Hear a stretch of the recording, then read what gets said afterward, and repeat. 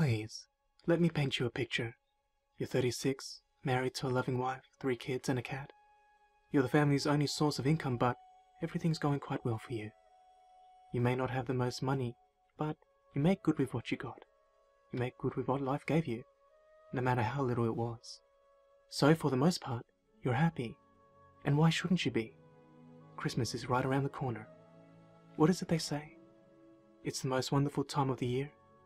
But what happens when everything begins to fall apart? What happens when a little chain reaction causes your whole entire life to crumble down? That's the case of Homer Simpson. We first met him in the series pilot, Simpsons Roasting on an Open Fire. Last year we watched as a series of unfortunate events began to unfold before his very eyes. It started off by his employer, Mr. Burns, announcing that there would be no Christmas bonus for some of his employees, including Homer. He would continue to work somewhat anxious, but relieved that his wife Marge still had the secret Christmas savings as a backup. But when arriving home, we discovered that she spent it all that very day removing a tattoo that their son Bart impulsively bought. Originally, Homer declared that Christmas was ruined, but at hearing Marge's dependence on his Christmas bonus, he just couldn't bear to tell the family the truth that there wasn't any money coming in. But do you know what makes this really heartbreaking? It's not just that there's no money coming in. It's not just that this is happening right before Christmas. It's the fact that none of this was Homer's fault. It was out of his control, like a powerful cyclone striking and blowing away its victims. All he can really do is just watch and try to survive. That's where we last left Homer, as he stood outside gazing at his home, then bowing his head, feeling that as the head of the household, he failed as a father and as a husband.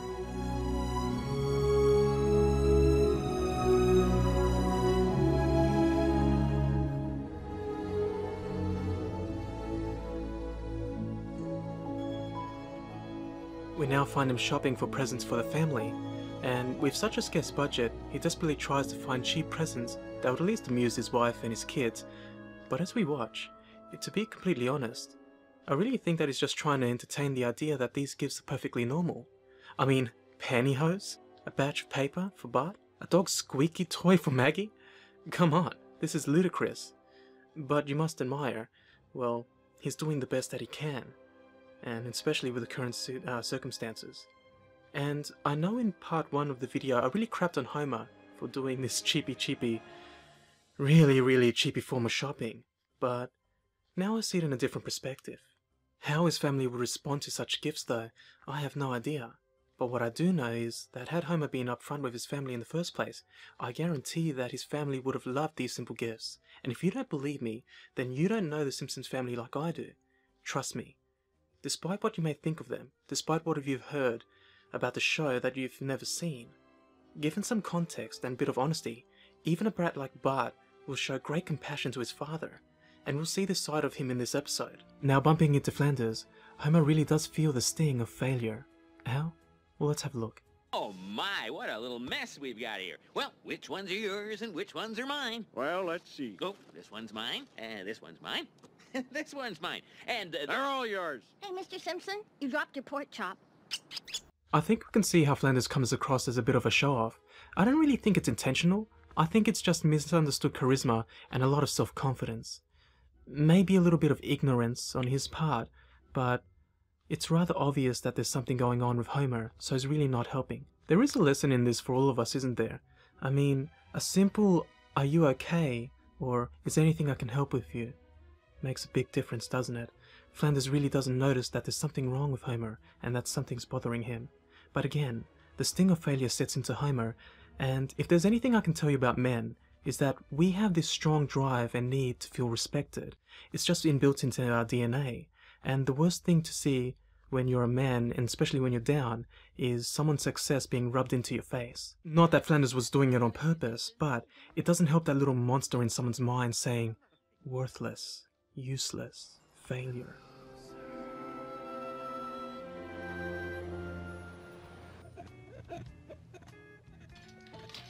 what's the matter, Homer? Somebody leave a lump of coal in your stocking? You've been sitting there sucking on a beer all day long. This is the first time we meet Moe Szyslak. voiced by the legendary voice actor Hank Azaria. And if you don't know who he is, you may have seen him in movies like Godzilla and Tuesdays with Morrie. Now, this was before Moe's character was bastardized by idiot writers that turned him into a depraved, ugly, ugly character. Here though, he's just your average bartender. He's actually a bit of a sweet guy, really, showing empathy towards Homer. So it's Christmas. Thanks, Mo. I know it's a real simple thing that Moe did just there, but just handing Homer over that cane would have given him just that little bit of comfort, reminding him that someone does care. And not just because he's a customer, but because he's a friend. Quite surprised that the local drunk Barney has money to shout everyone a drink, Homer learns that he got a part-time job playing Santa at the mall, which gives Homer hope that he could make at least a bit of money in order to finally get his family presents, real presents, and save Christmas. So Homer begins to attend the Santa Claus training program, which even then doesn't actually guarantee a job, but of course in his desperation, he's willing to take that risk and go through hours of grueling and even degrading classes that just give him a possibility of getting work. Cupid. Donna Dixon. Sit down, Simpson. And what would you like, little boy? You're not really a Santa, Tubby. Why, you little... No, Homer. If such an emergency arises, you just tell them Santa's very busy this time of year, and you're one of his helpers. Oh, I do that one too. He does this all the while keeping a secret from his family. But speaking of his family, this is the first time we meet Patty and Selma, Marge's sisters, and I gotta tell ya, I hate these characters. I mean, I love that they're in the show.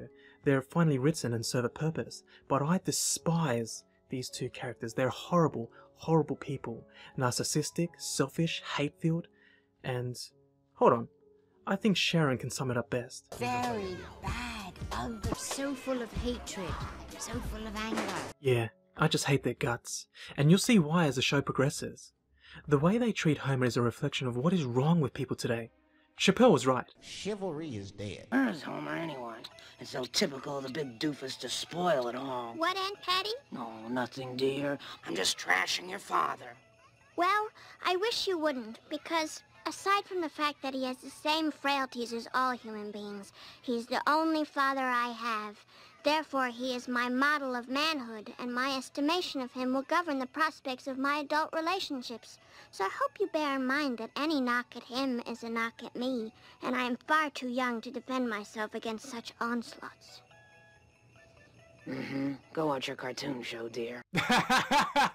Oh man, she wrecked you. See, that's why I love there. That's why I love Lisa. Before she was a social justice warrior. Yeah. Homer goes out to illegally cut down and steal a tree right from the source.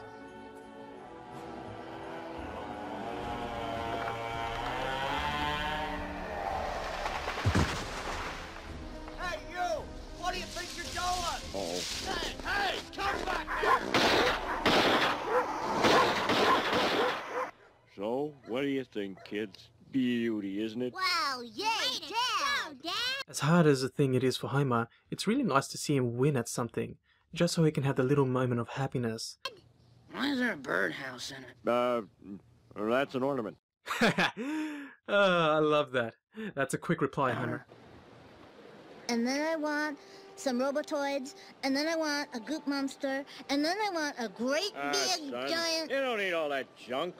I'm sure you've already got something much more important. A decent home and a loving father who would do anything for you. I really like this moment. It's rare in the newer seasons that we see Homer give practical advice and honest wisdom that really makes you think. And of course he's really talking about himself here, isn't he? I mean, typically this isn't a job people do for money, more for the love of pagan Christmas tradition. In fact, some people play Santa just as a volunteer for fun. Hey, I can afford lunch. Give me a bite of that donut. I hope you feel better, Santa. Oh, I will when Mrs. Claus's sisters get out of town. Thanks for listening, kid. You know, I always wonder what their conversation was about. I mean, was he talking about Patty and Selma? Or was he actually talking about his little money woes? But that's a sweet girl there, just wishing him well. Moving along, we find Bart and his friends daring each other to prank Santa somehow, which leads to Bart yanking off his beard, revealing that Homer was in fact Santa Claus. Homer. I want a word with you in Santa's workshop, little boy. Cover for me, Alfie. Don't kill me, Dad. I didn't know it was you. Nobody knows. It's a secret. I didn't get my bonus this year But to keep the family from missing out on Christmas, I'd do anything. Oh, say, Dad, you must really love us to sink so low. Well, let's not get mushy, son. I still have a job to do. See, this is a side we don't see of Bart anymore. Yes, he was always that little hellraiser, but at his core, in his heart of hearts, he will always be Homer's son. And moments like this really shows us what the characters are really about. And Bart knows that playing Santa as a job career isn't really something that is respected, but he does respect that Homer's willing to do anything for his family. So Bart promises to keep Homer's secret and continues to accompany him as he works. Unfortunately, we're going to have to see Homer get screwed over once again. Simpson, Homer, here you go. Come on, son. Let's go cash this baby and get presents for... 13 bucks! Hey, wait a minute. That's right, $120 gross. Less Social Security, less Yeah, unemployment insurance, but less Santa training, Santa less training? costume purchase, Wait a less minute. beard rental, less Christmas club. But... See you next year. Oh, Come on, Dad. Let's go home. 13 bucks? We can't get anything for 13 bucks. Barney invites Homer to the Springfield Downs to put some money on the dogs that are racing. But even so, Homer maintains his integrity by reminding Barney that the Springfield Downs are no place for a 10-year-old boy. Wanna come? Sorry, Barney. I may be a total washout as a father, but I'm not gonna take my kid to a sleazy dog track on Christmas Eve. Come on, Simpson. The dog's name is Whirlwind. 10 to 1 shot. Money in the bank. Oh, come on, Dad. This can be the miracle that saves the Simpsons Christmas. If TV has taught me anything, it's that miracles always happen to poor kids at Christmas. It happened to Tiny Tim, it happened to Charlie Brown, it happened to the Smurfs, and it's gonna happen to us. I gotta tell ya, that was quite a speech. I mean, I hate gambling, but he probably would have convinced me. As they walk to the Downs, we see as Homer's conscience starts eating away at him. I can't believe I'm doing this.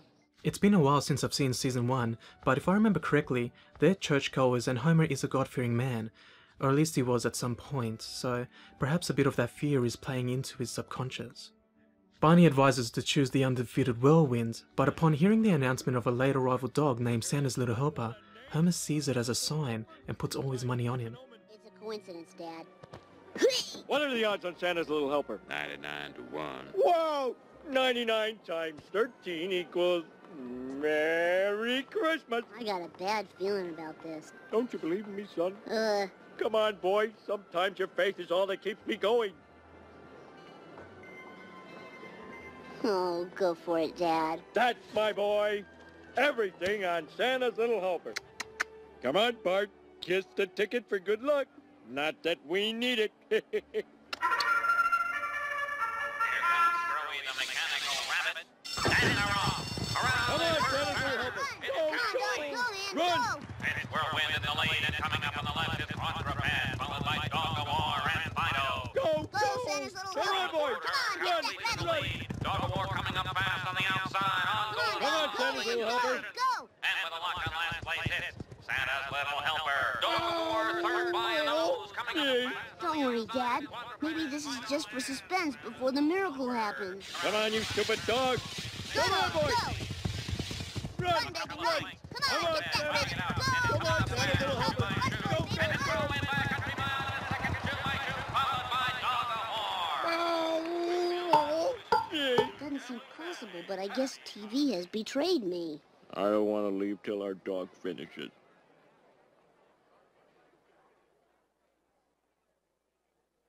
Forget it. Let's go. So not only did he lose, he lost bad. He didn't even get to the finish line.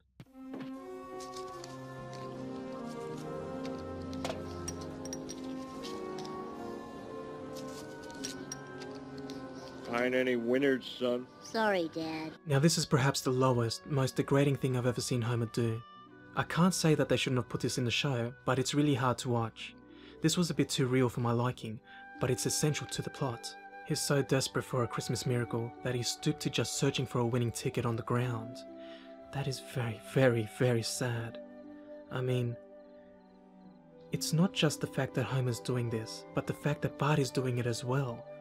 I don't know if there's any parents watching this video right now, but if you are, can you just see yourself in Homer's shoes?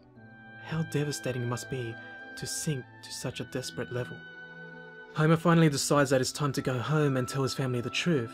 But right as they begin to leave, they see Santa's little helper being abused and beaten and chased away by his disgusting greyhound owner. Beat it!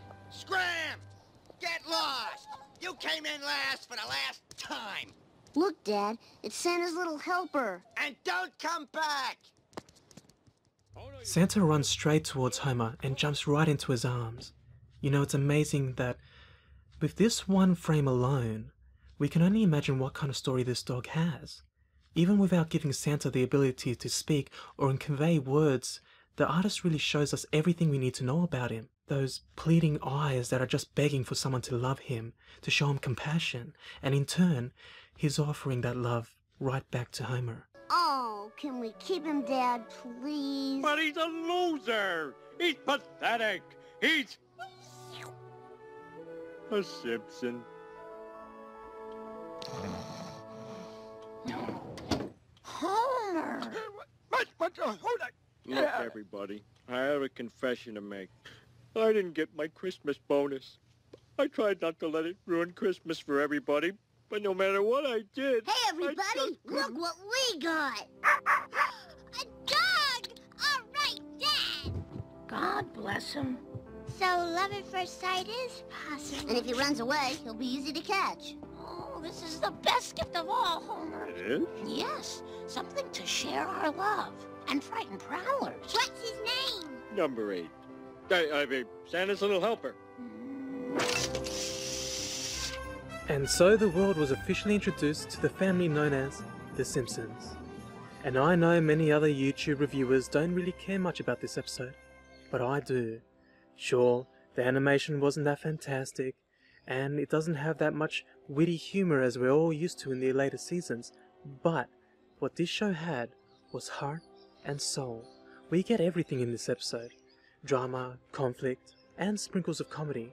And like I said in the first part of this review, this show become one that stands out above all others. It would become the show that taught me many things as I grew up. The show that taught me how useless goggles could be. Now that's real acid, so I want to see goggles, people! Real acid? Uh-oh.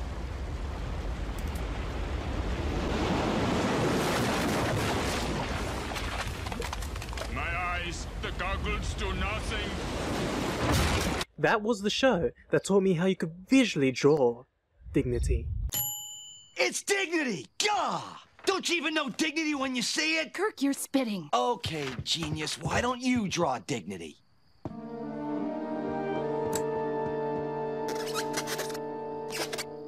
Oh, that's dignity, all right. Worthy of Webster's. Yes, this crudely drawn cartoon that satirizes everything that was American and everything that was Australian and everything that was held dear towards us.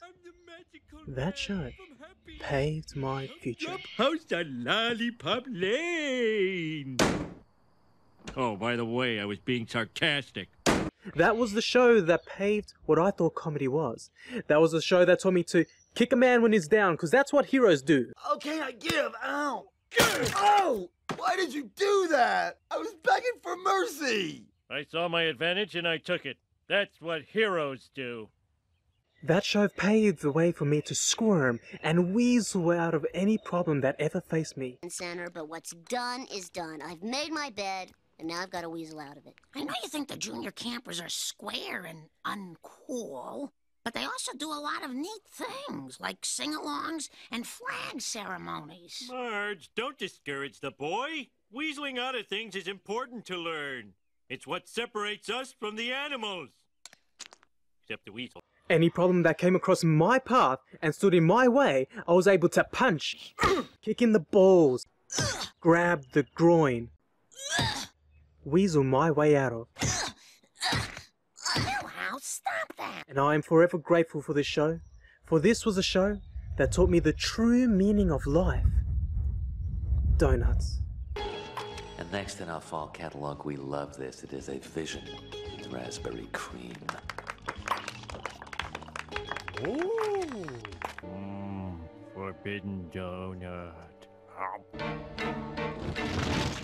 So you like donuts, eh? Uh-huh. Well, have all the donuts in the world!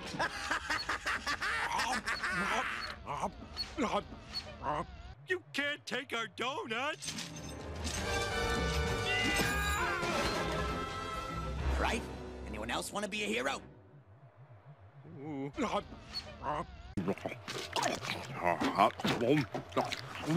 Hey, Homer, slow down. You're gonna choke or something. Don't tell me how to eat donuts! Hey, Homer's choking again. Isn't there a first aid chart around here somewhere? Somebody scare him. That's for the hiccup.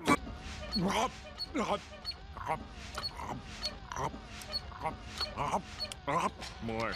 Delicious, tasty, mouth-watery donuts. And gluttony. Oh yes. The gluttony in this show is just delicious. And for the gentleman? All you can eat! All you can eat! All right, when you're ready, take this plate over. Please, don't take the steam tray, sir.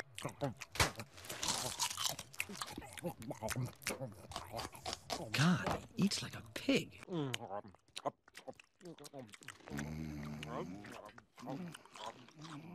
I don't know. Pigs tend to chew. I'd say he eats more like a duck.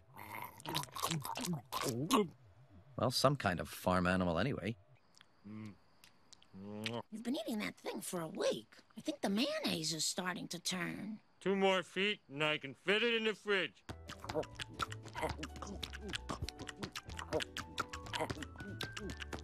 Homer, I found this behind the radiator. I really think you should throw it away. Suggestion noted. Wow, what a nice fella. Marge, I'd like to be alone with the sandwich for a moment. Are you going to eat it? Yes. That man ate all our shrimp and 2 plastic lobsters. Tis no man. Tis a remorseless eating machine. And throughout the seasons, you really get to see Homer destroy his body. Here's Tatum showboating for the crowd.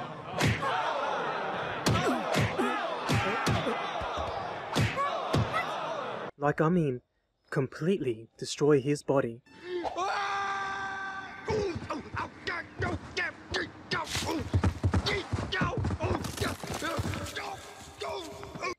Like, completely demolish.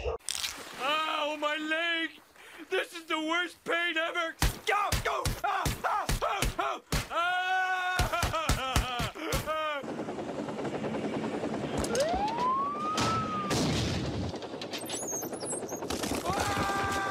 Pick up his jaw!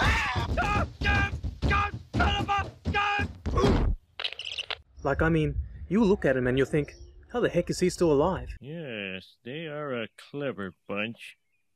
I know. I'll squeal for you to their parents. Ugh, that's for telling me how to raise my lousy kid. And this is for the crummy life I've had to live. Ugh. The thing is, Bart really loves that Belton. Hey, something's wrong with this guy. He's not falling down. I got to knock him out.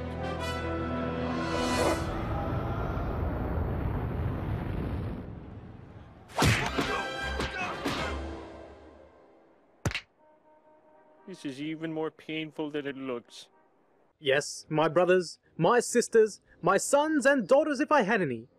We are talking about The Simpsons, and I invite you to join me in evaluating, studying, looking at the little details that we may have missed in each episode of The Simpsons. That's right! We are going to watch, you and me, each and every episode of Simpsons from Season 1. What a rip!